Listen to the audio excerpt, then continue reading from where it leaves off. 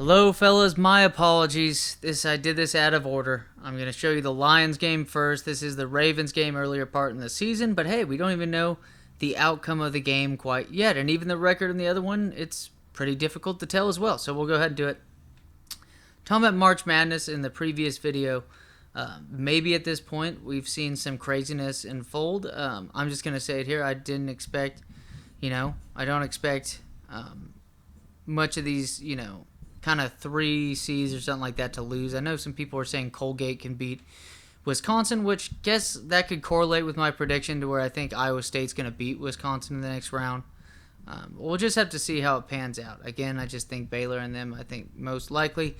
We're going to have Gonzaga face one of the 4 between Tennessee, Arizona. I think they're going to fucking clash in the Elite Eight. And then I think the Auburn Tigers are going to clash with the Kansas Jayhawks as well. And I think the Jayhawks are going to face the 13th seed. That's just my guess of what's going to unfold by this time. Is that 13th seed, South Dakota, is on their way to a round of 32 matchup, and then they're going to be on their way to a possible Sweet 16. And big move right there by the rookie Mr. Fox at running back. What's more Baltimore than to be doing shit like that to their opponent? There you go. Lamar Jackson's hard to contain. But yeah, looking at a couple of this, Baker Mayfield looks like he's going to be out. Maybe there's a big possibility that we could see Jesus Christ, Lamar, man. There's just no way anybody can outrun that guy. But to see the likes of a very interesting trade or two happening before us, maybe even on draft day, to where there's a couple teams. You got the Giants with 2 top 10 picks. What could you see with that? Because technically, if I was Houston, I would ask for both top 10 picks from the New York Giants. One of those picks is the one that they got in the trade, in which the Chicago Bears traded up with the New York Giants in order to get Justin Fields at quarterback. And his season was just, kind of like that, encapsulated right there just by that play. That's what it was like in real life as well. Nice play right there against Mr. Wallace. But it's going to be interesting because I think the New York Giants, if I was the Texans, at this point, it's better to get these 2 top 10 picks for Deshaun Watson, because honestly, that's better deal than getting, 2 or 3 first-round picks elsewhere, to where, let's say, for instance, your stereotypical, most teams aren't going to have 2 top 10 picks in the first round at the time they're making these trades. It just kind of seems to be the case when they're trying to, just in general. It's just very rare that you'll see something like that. Nice play right here by Mr. Mario Edwards Jr. out of Florida State. Number 1 overall recruit out of high school when he went to Florida State. Just an FYI. But when looking at it, because technically, let's say they get one of those top 10 picks for Deshaun Watson, and then they get the next, 2 or 3 years worth of first-round picks from that team. Let's say just adding Deshaun Watson, what is the likelihood that in that division with the Commanders and Eagles, I know the Eagles are only getting better, but Dallas is definitely in a weird position right now. And maybe the Giants could, the Giants were bad.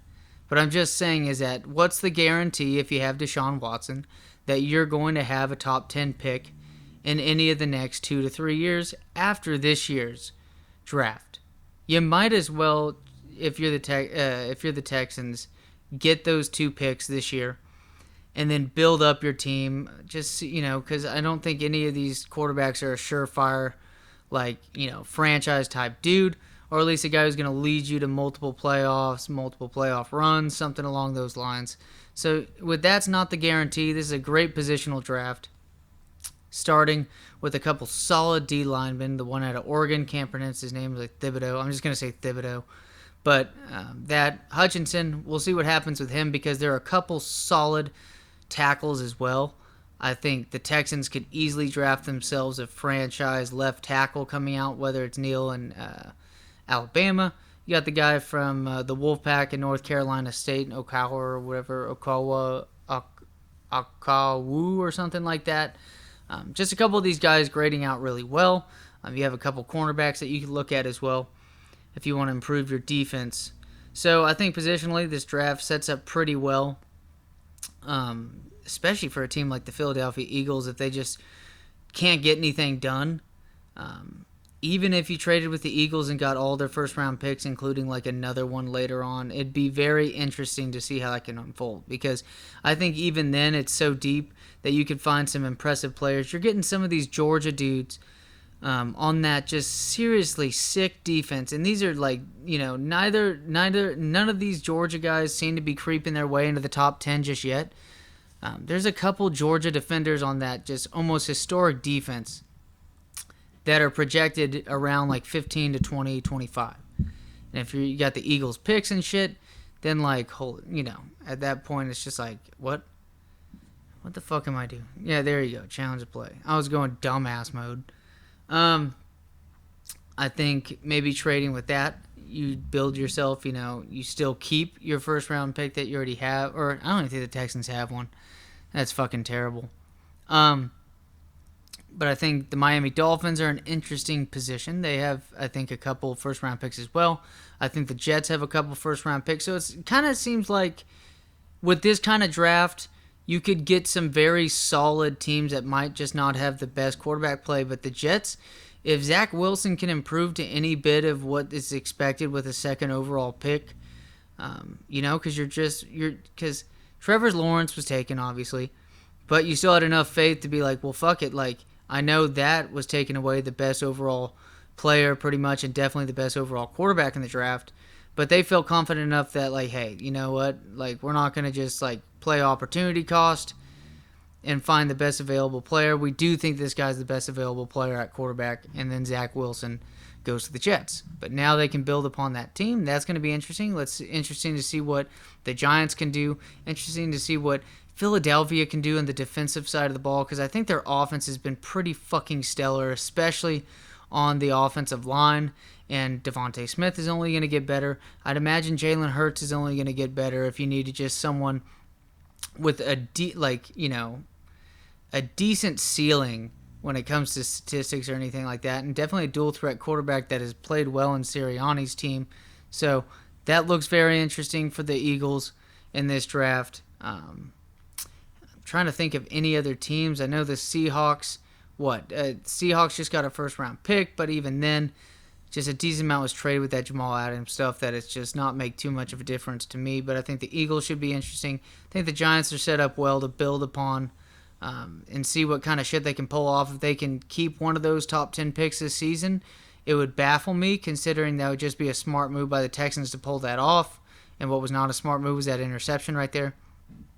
But really, overall, though, just those two teams, it will be interesting to see what New York does. The city of New York with the Jets and the Giants with decent, picks, especially because the Seahawks did not end up very, very strong whatsoever. So I think the Jets are possibly with two top 10 picks, at least two, like, top 15 picks.